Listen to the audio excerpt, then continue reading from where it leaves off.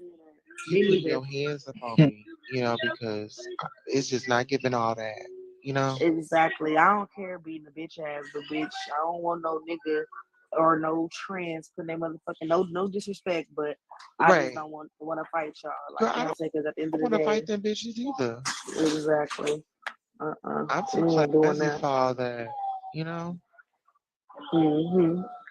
We be That's what doing we our need to own do. thing. We But does our other than own that, thing. though, I'm But a I I'm gonna try out for that show for sure. I think you should. I really do. Mm-hmm. Cause I be on here trolling, girl. Like, you know what's so crazy? Like, I kind of calmed down though. Well, it's just been the beginning of this year, but on Luna Live you came on Luna's, Uh-huh. like on that live, girl, I be eating them bitches up on that live, like to the point where I didn't ate everybody up on there, bitch. I'm tired. I want other people to come on there and do it. So it's like I want to say, You like, need you some know, new this little contenders. yes, like you know, I'm tired of eating the same bitches up, the same bitches coming up here and talking shit. Like, so I'm like, I want new people to come on there and do what they do. But that's what I be doing. I be Well, trolling, I be that's why I'm roasting trying to people. get people to subscribe to my YouTube channel because, Okay, like, I'll if subscribe. I got you too. you're I'll like, subscribe. subscribe and sign up for a membership because I'm gonna start a class like for my members. And Mm-hmm. if that's your thing, we have a lane for you.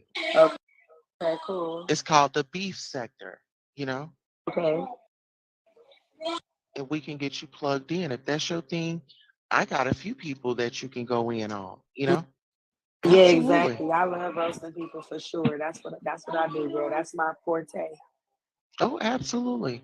It's this one lady named All About the Trees. She's so gangster, but she likes to call the police, you know? Oh, that's what Oh Nuna yeah. do. Nuna's a police caller too. That's what they. That's what they all do. It be the people that be talking the most shit that be popping it and then be wanting to call the police. Like be sending the most motherfucking little ass terrorist threats and then want to call the police after. That's Nuna for sure. Yeah, like sis, you gotta calm that down. If you're not about that life, you gotta bag up, you know? Mm-hmm. Hmm. Exactly. Like you can't be messy and then but Luna is very messy. You ever heard of Tag? Tag. Yeah, it's a it's like a dating app, but you can go live on there to the Hmm. point where people see you not like you can make money on there. Like instead of sitting on here, you can get on Tag with your little show and everything. Uh-huh. You sit on there and go live at the Uh-uh. little Hold on. chat Let me. shot. Whoa, whoa, whoa. 20s. Everything's big. Not my little show. My big No, show. well, no, okay, I apologize. No disrespect, Yeah. not no nothing like that. It was nothing like that. But I'm saying like with your I show, receive you it. can go No, in there. no, I Yeah. receive it. So But you can sis, go in everything there. big. Yeah, Everything everything big. big. We speaking into Everything big. existence. We speaking Your into big existence. business, your big YouTube channel that you're about to create, you about to Correct. thrive, you know? So yes, Cause with your big show, yeah. you can get on tag and go live. Like put your phone up and go live, and people will come to your live. And like how we talk to you can talk to them, and then they'll send you diamonds, and the diamonds turn into gold where you can like cash out. So like you get on there and start gaining like people to come to your live, like how you do on here, but it's more traffic on tag. You get what I'm saying? Mm. Make your profile, put your pictures up, you put your location. I'm from Cali, but I put like a Chicago location. I don't put my location as that location, so I'm like on the East Coast on here. But you Right. get on there, make your profile, and put your pictures up, and then go live. You're gonna have people tune in, and people gonna fuck with you. Like you get what I'm saying? Like it's a good app. You can make good money on there. I make money on the app all the time by roasting bitches all the time. So instead of doing it for free, you can go on there and do it. Like you know what I'm saying? You should look at it. Yes. You should check it out tonight. Yes. I Yeah, it's a good sure app. will. Girl, I'm deleting some apps so I can do it now. I mean, like make room for it. Yeah, you don't need Wi-Fi. D, are you subscribed to my YouTube channel?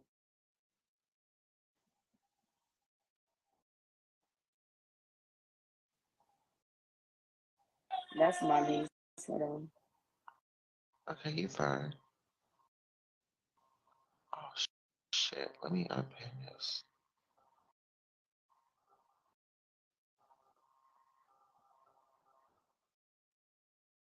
I don't know why I put that right there. But I want you guys to follow my YouTube channel. I mean, subscribe to it because if you want to start a channel, I would definitely. Um, I know the ways to get in there, get in where you fit in. Absolutely.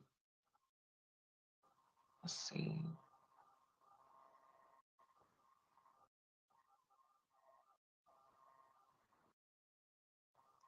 All right, here, let me see.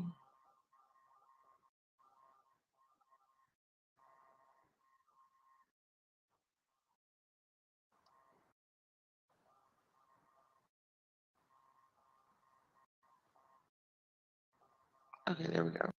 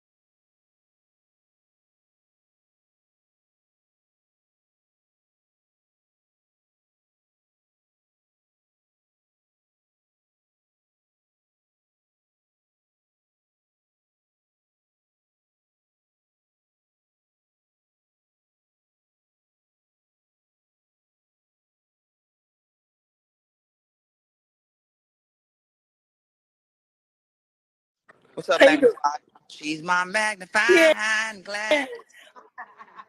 that She's was my crazy. magnifying glass. Yeah. Huh?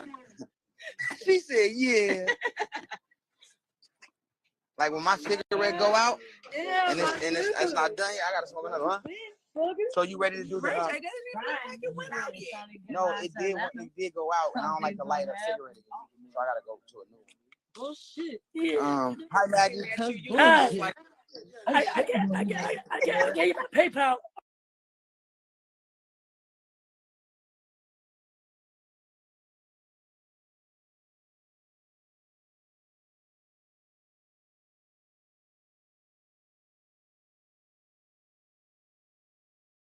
You're not winning That's a no big ass. war You know what size my until money you in go there? back. Yeah.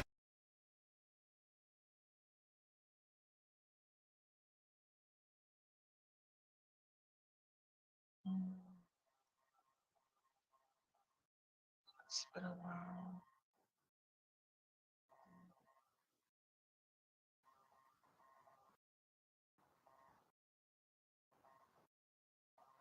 Oh, wait, I gotta get out there.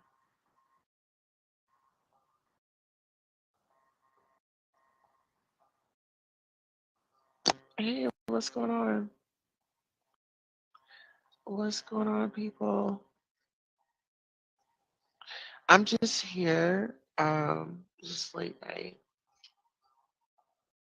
Uh, yes, I am up. I am up. I am up. Okay.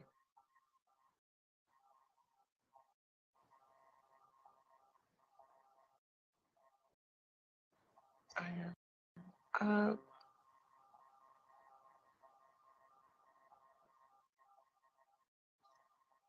Hi.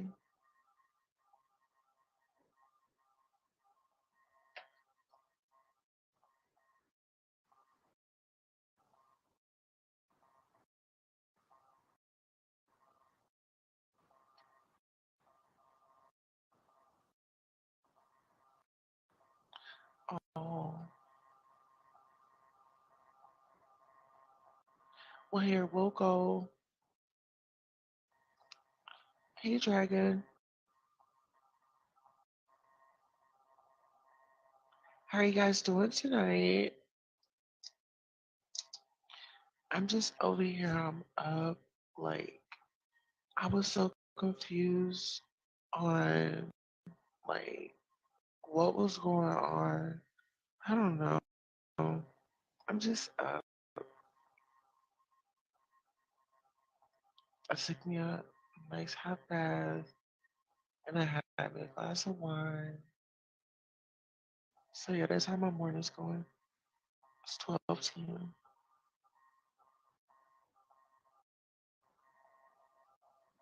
That's how my morning's going.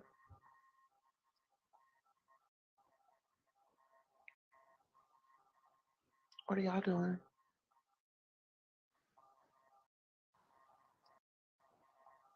Share the lives, people. Share the live. Share the live.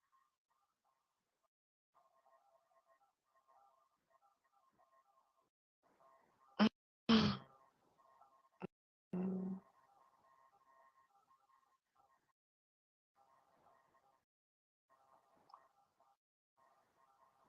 Hey, Adriana's report. How are you? I'm just over here. Yeah. Actually, I'm about to get off of here, so you guys make sure you follow my YouTube channel, screenshot it. Um, yeah, I'll probably keep the video up. So follow me on YouTube at Queen Tulsa.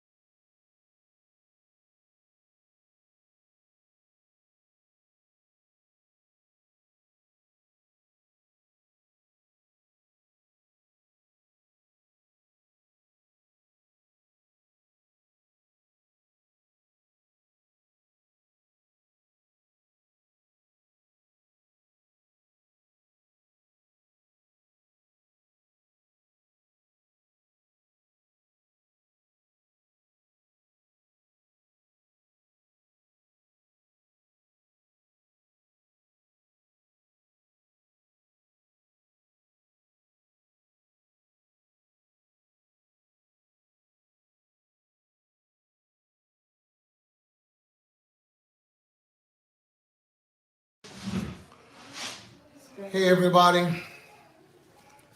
Good evening, good evening, good evening. Wow. As I live and breathe. Interesting. I've heard of pages being suspended, blocked, and every kind of thing because of content, supposedly. I'm good. Thank you so much for asking. I think this may be the first time in history that a page has been blocked or wiped before any content has ever gone. I know that sometimes pages could be stopped because, hey, God bless all of you. Thank you so very, very, very much.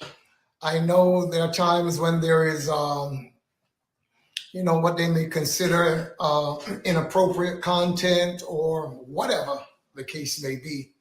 But I've never heard of a session being blocked before anything actually begins on IG. That might be a first. I'd like to welcome all of you and thank you so much for taking your time to come in tonight and to be a part of this. I'm grateful.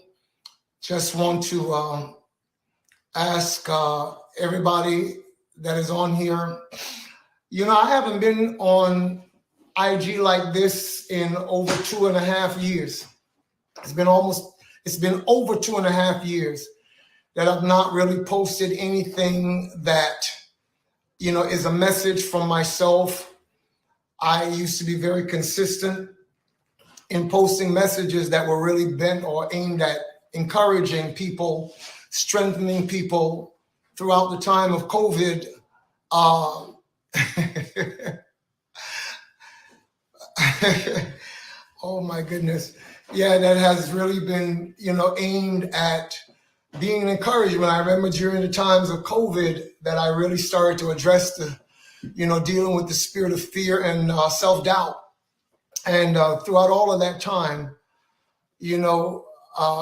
people were engaged, and I'm grateful. It was encouraging to hear that the message was not merely, going out, but that people were actually receiving from it. And so for 2.5 years, over 2.5 years, I've not really said anything. I have walked through the season. We have been through the storm and the rain, and we have kept ourselves strong. In fact, let me correct that. God kept us strong. And I'm grateful for everything that the Lord has done and how he has kept my family, because guess what? We have been through so much. And that is why tonight I thought it was time to speak. In the book of Ecclesiastes, it is written, there's a time to speak and there's a time to keep silence. And I do believe that the time has come to speak for now, for now. So tonight I want to take you on a little bit of a journey, and I pray that you will stay with me. I pray that you will strap on your seatbelts and be ready to take this ride with me. Many of you for some time have been concerned as to what has been going on with regards to Tory. Just give me one sec, please. I'm so sorry, but just give me one moment. This won't take long.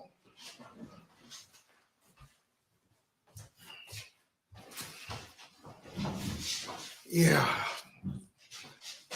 A lot of you have been concerned about him. I am grateful to all of you who have loved him, have stayed with him. And as you know, we've just come through a trial that ended in the way that it ended. And I appreciate all of you who at least have decided not to allow your mind to be hijacked by a narrative that others would want you to believe, as though you have no sense, as though you have no mind, as though you should never be allowed to think for yourself. And that's basically what it has been. So I really want to go back,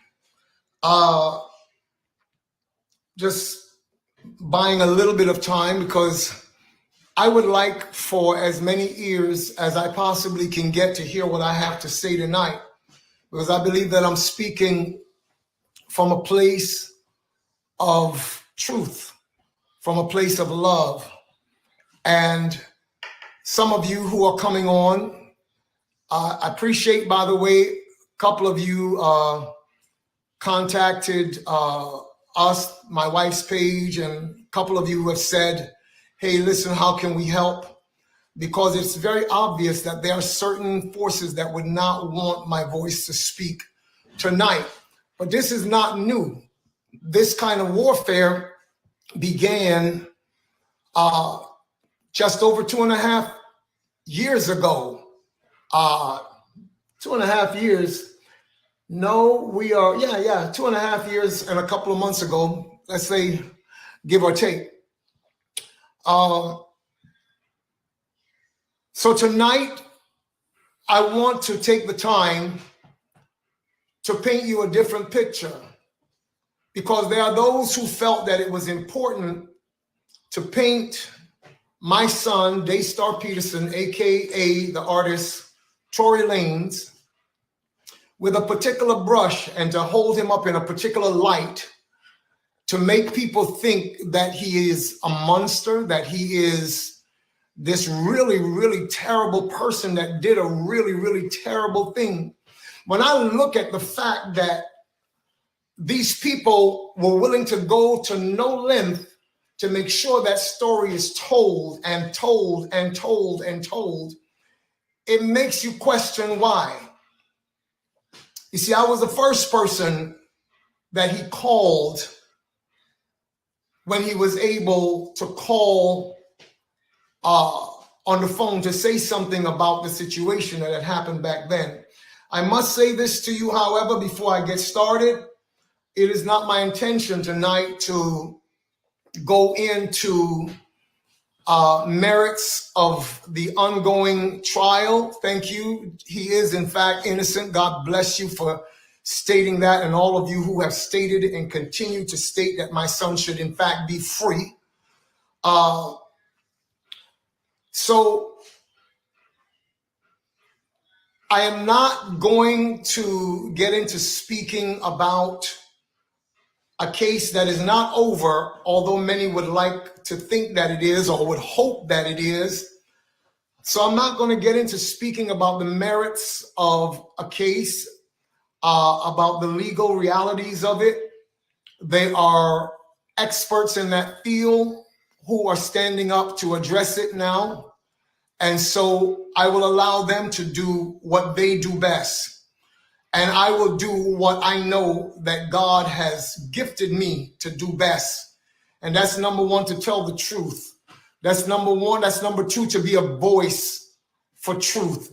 You see, truth is not a philosophy, people. Truth is not an ideology.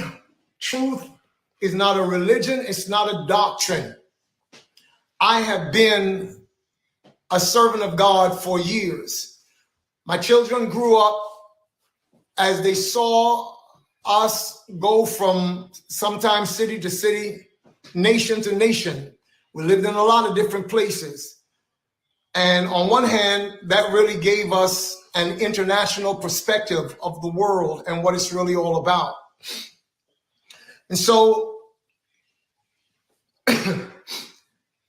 there are some things that I do want to say, and I would ask that you can help me to get it out as far and wide as it is possible to get it out. I pray that those of you who showed up for Live at 7 to find that my page had gone dark, was just a black screen there, that I pray that you you return. Thank you again for those of you who actually reached out. I've had a couple of calls, some messages, and people are saying, hey, how can we help you to do this? How can we help you to do that? Can we get you on station head, et cetera, et cetera? And I appreciate all of that. I'm not coming tonight with vengeance in my heart. I'm not coming to try to tear people down. I'm not trying to render evil for evil. As the word of God that I have taught and live or sought to live for years have told me to love even my enemies. It's not easy sometimes, I can tell you that. But I have sought to walk the love walk, and I've taught my children to do the same.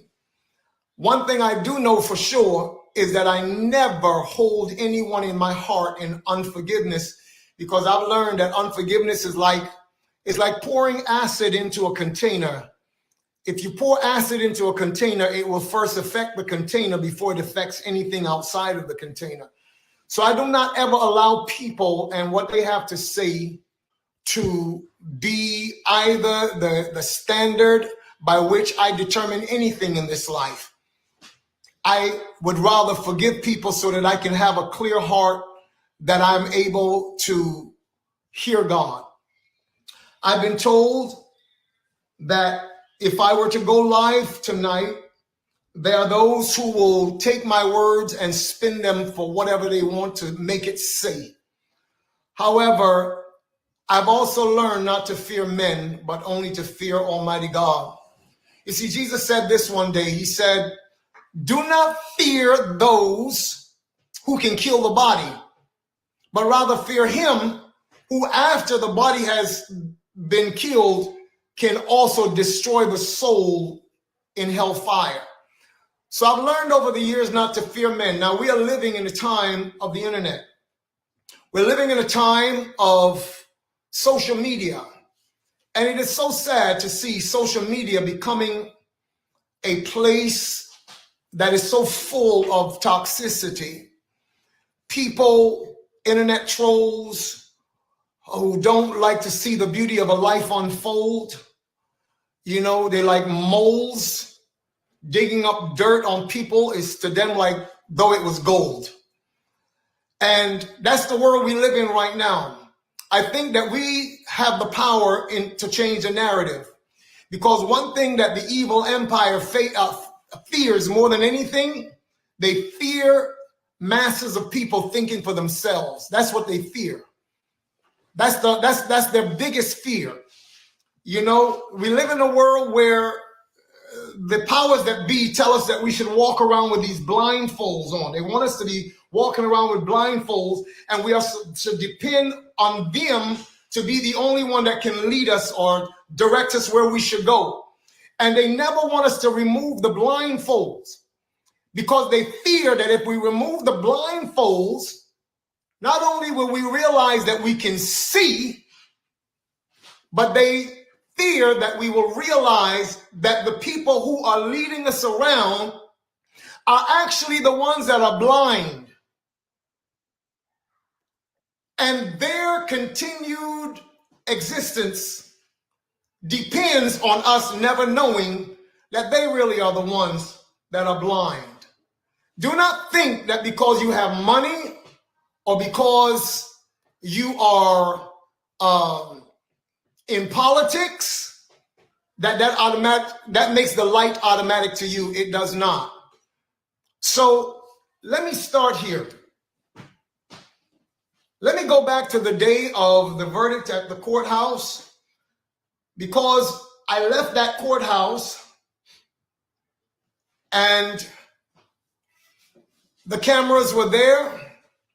I did not come out saying, oh, I'm about to say something and this would be a good moment to make a statement so that what I'm going to say will go viral. That was never the issue at all. I came out because I had sat for 2.5 years seeing an injustice being perpetrated against an innocent man. There are those who would say, oh, well, that's your son. You will believe anything. Truth be that Before I had children, I was sworn to serve the kingdom of heaven. I am an ambassador of that kingdom. So people can say whatever they want. After this message today, there are those who will applaud. There are those who will disapprove.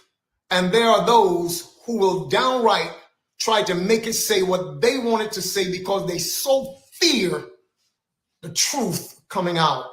So that day I left the courthouse. So let me start there. Like I said, I left the courthouse, and as I left, I responded in a way that some would say, oh, he was so emotional. It was just an emotional father. Listen to me. I fought many battles in my life, and I fought battles for people who were not even my children. I've been a voice for the voiceless for a long time. Some of you may not know this, and that's why I'm introducing myself, that you may know who is standing in front of you right now. All right? So I spoke up because I'm not someone who have been conditioned over the years to fear the ramifications of evil people. I fear God. I fear God. And at the end of the day, anyone who could ever seek to shut my mouth or stop me from speaking the truth to the point of trying to extinguish my flame, guess what? The only thing you can do is give me a one-way ticket to heaven. You can't do anything to me. You can't do anything to me. So that day, it was not merely an emotional outburst. I saw an evil system. I sat in a courthouse and I watched how evidence was literally obscured, blocked, barred. Everything and anything that was actual evidence that could speak to my son's innocence. I saw people go above and beyond the call of duty to make sure that it never came in to view. And now here we are. And it's interesting because I'm seeing that the people are really not as stupid as many would like to think that they are. Because I've seen that people have actually looked at all of it and say, nah, something's wrong. Something is really, really wrong here. And we're just not buying it.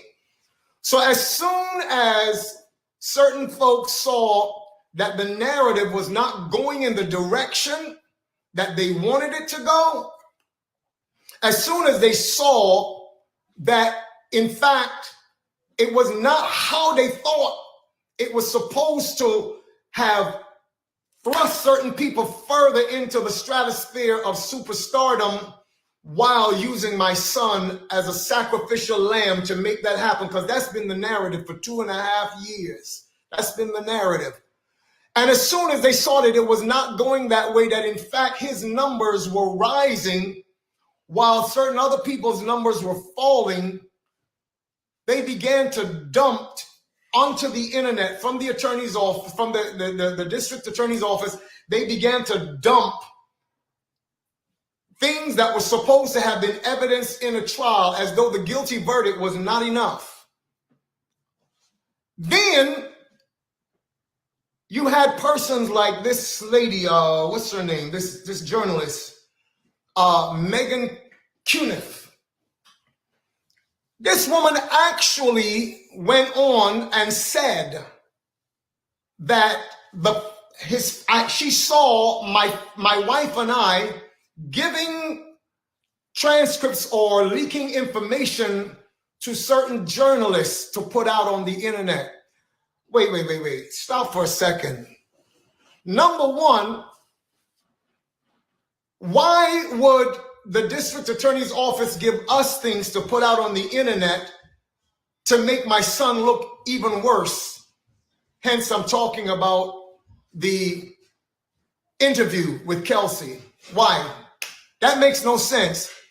So I had to realize that this woman was saying things for the sake of clout. Moving right along, here we are today. Long time ago, I made a decision before God. I said, God, if I ever sin or mess up in private, I will come before you and I will repent. I will ask forgiveness in private. But as a leader, if I mess up publicly, then I will go to the people before whom I've messed up and I will ask them to forgive me publicly. That's been my stance. So that's why I'm even going back to the day on the courthouse steps, because many of you were led to believe that it was an emotional outburst on my part. It really was not merely an emotional outburst. You would have to know my history. You'd have to know how God has used me in nations around the world. You would have to know that there are times when I've stood up with great boldness to speak on behalf of those who were marginalized, those who did not have a voice, to speak on behalf of those who people did not want to be able to have a voice, to publish their pain and the things that were going on with them. And so that's been an issue for some time. So you could chalk that one up to the burden of leadership. But I want to ask a real serious question. What do you do when you see injustice happening, when it is so blatant and so plain before you? What do you do? Do you just sit back and fear the powers that be and say nothing? Is that the response that we are expected to have in the midst of injustice? For me, I remember what the scriptures say. Number one, woe to you when all men speak good of you.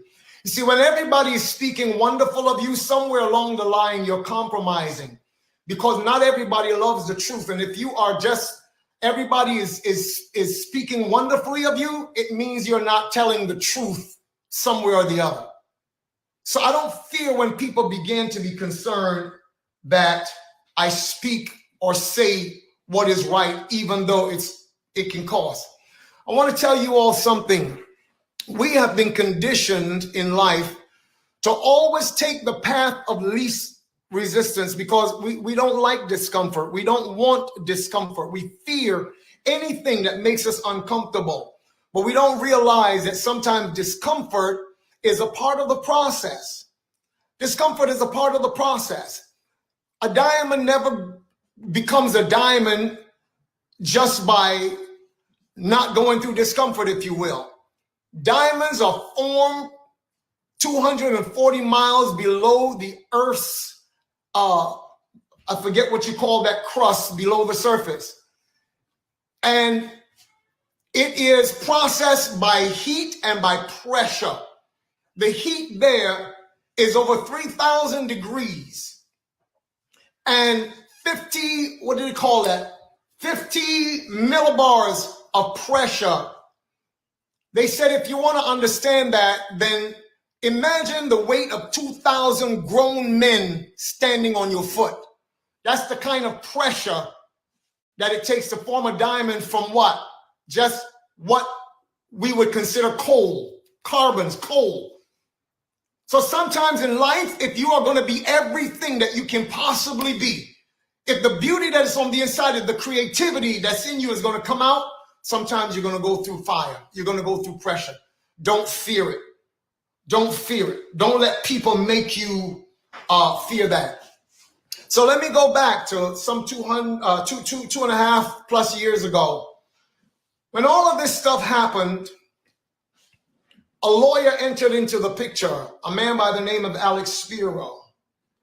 He is a former DA in New York. He used to be the NBA's spin doctor. He was their go-to guy for NBA ball players.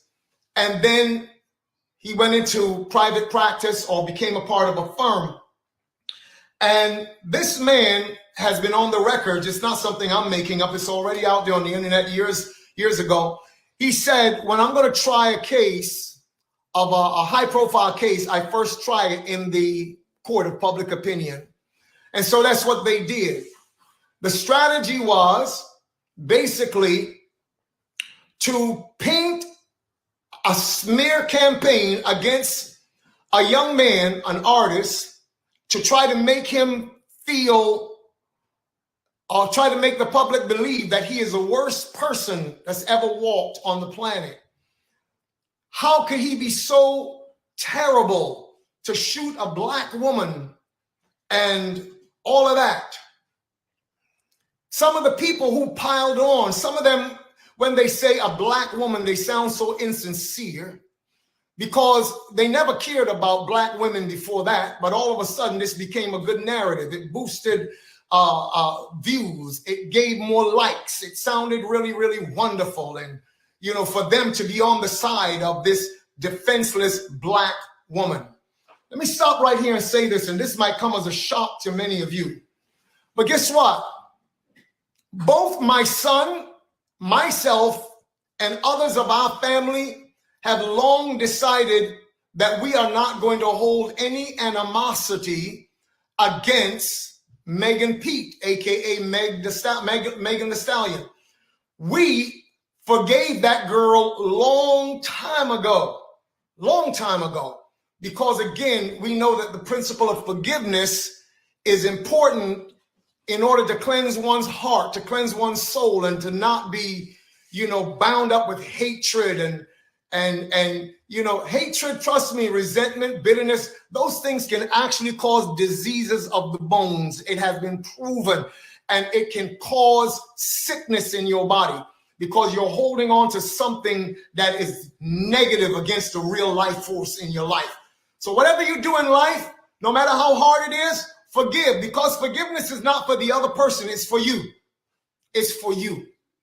And so that's what we decided. Some will actually, no doubt, question, is he actually saying that Tory forgave Megan for all of what's going on? Yes, we have forgiven her. But what we will not back down from is the machine that has been in the background trying to press a narrative in order to use this girl for what they have used her for. So let's move on from there. They came in with a smear campaign that was second to none. Yes, it was during the time of the George Floyd situation, the Breonna Taylor situation. And they basically tried to make a silk purse out of a sow's ear. That's not my saying. That's an old people's proverbs who says you cannot make a silk purse out of a sow's ear. And reality check is that they were trying to make someone be an icon for civil rights who did not have any such desire, who did not have any such convictions about being that at all. And it came across very insincere to a lot of people. You see, the powers that be and those who actually have the power of the machine in their hands can make us think all day long that that was for real, but people saw right through that. And so a lot of that began to just fall on its face. The strategy was simply this. Number one, they went behind the door, closed doors, and got the powers that be to place a gag order on my son. He wasn't supposed to say anything. He wasn't supposed to say anything. Even to the place when he sought to use his art to speak for himself because that was his only way. There were so many voices. Oh my God, how insensitive, blah, blah, blah, blah, blah, blah, blah. But I have to ask you, what would you do in such a situation? At the end of the album called Daystar, the last song is called Life. And he ends that song by saying, you get up one day and you have thousands of people hating on you all at once. It brings your world down. I would like the youth of today to take me as an example, because I don't care about none of those things. I will continue to stand up, and I'm paraphrasing now, so let me leave that alone.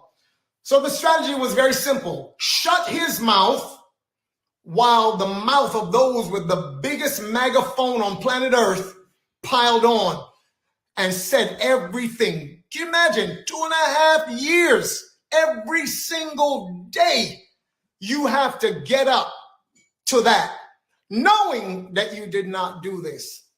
And so that was the face that they decided would be best, would best serve their narrative. Who really is Daystar Peterson, people? Who really is Daystar Peterson? 1 second, please. Who really is he? The fact is that he's one of the kindest individuals that you could ever meet in your life. The truth is that they don't want you to know is that he is someone who actually goes out of his way to help so many people. And I can tell you testimony upon testimony of things that he does and never says anything about it. Never lets anyone else know what he does in the background to help people. He will never tell you that. And there's one young lady who got in contact with me that was diagnosed as being bipolar, having a bipolar disorder, that he paid her rent. She told me, not him, because he would never say it. He paid her rent for 1 full year because she was a single mother battling through depression and situations going on in her life. He will never come and tell me what every security personnel that's ever worked for and with him has told me one by one, independent of each other. I've never worked with a celebrity like this. I've worked with others. Sometimes they make us stand outside as they go inside and have meals and do all this. He has never treated us like that. He's only ever treated us like family.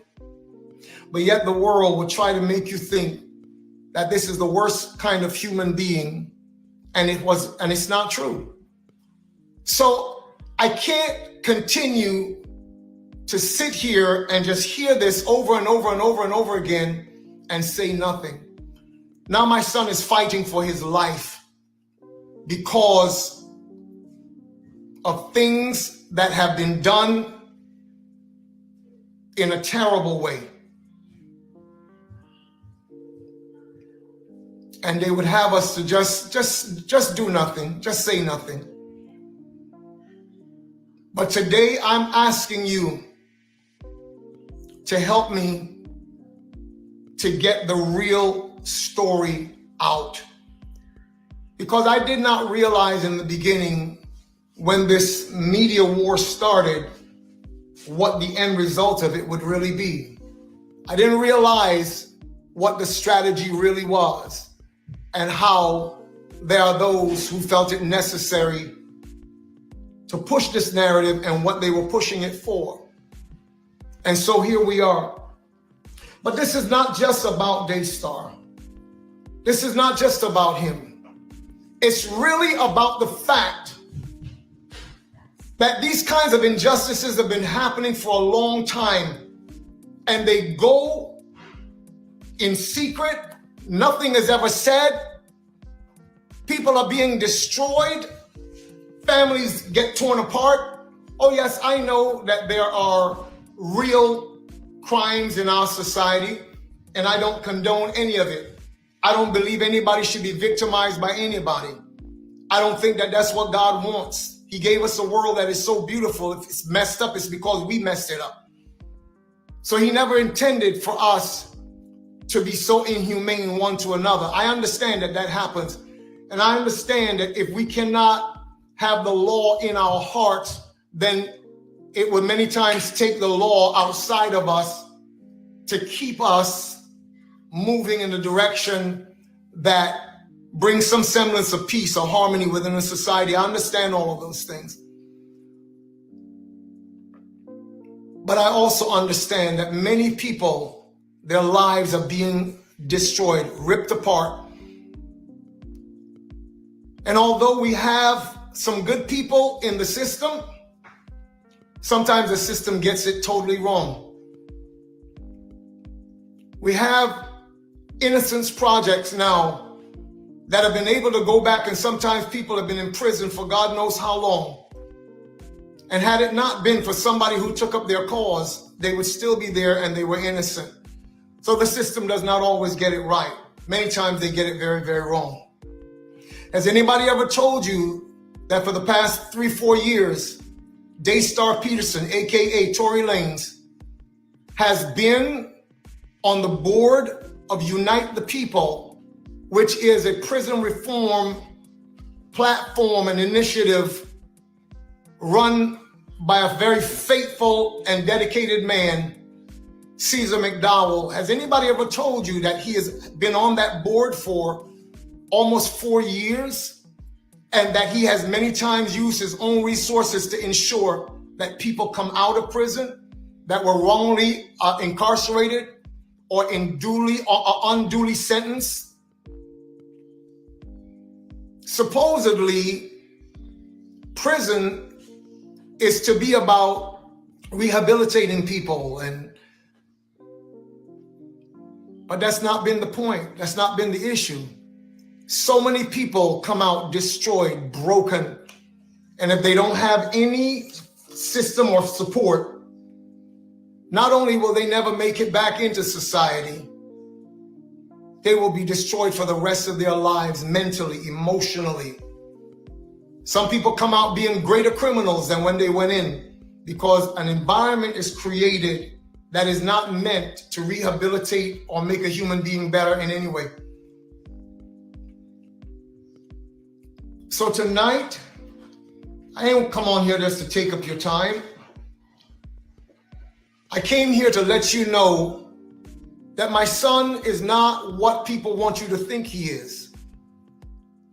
He's not what they want you to think he is. He's actually someone who is kind, he's compassionate, and there is no way, not just because I'm his father. You got to understand, for the last 40 years of my life, I've dealt with people all around the world, on at least 3 continents, several islands throughout the Caribbean.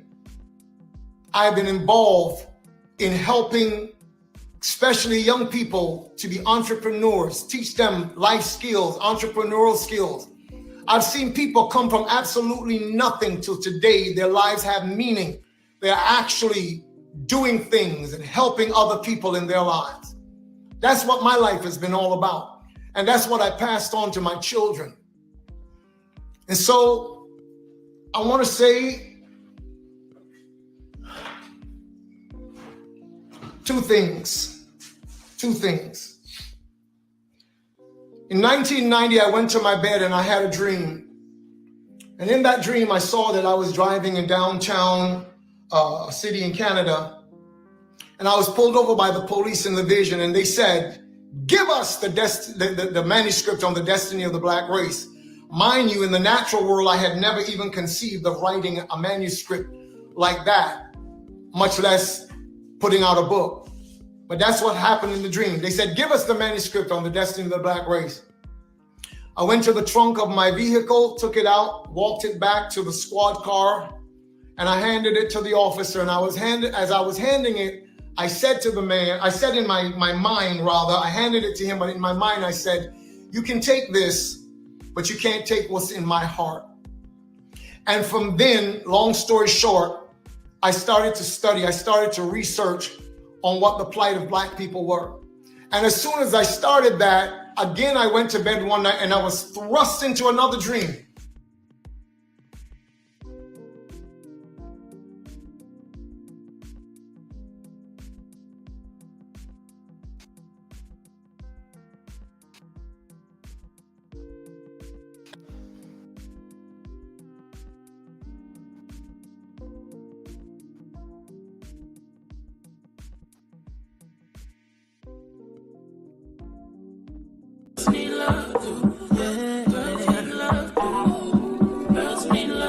Something girls need love, girls need love, girls need love. So what's a girl to do? She needs love. Girls need love. Girls can't never say you want it. Girls can't never say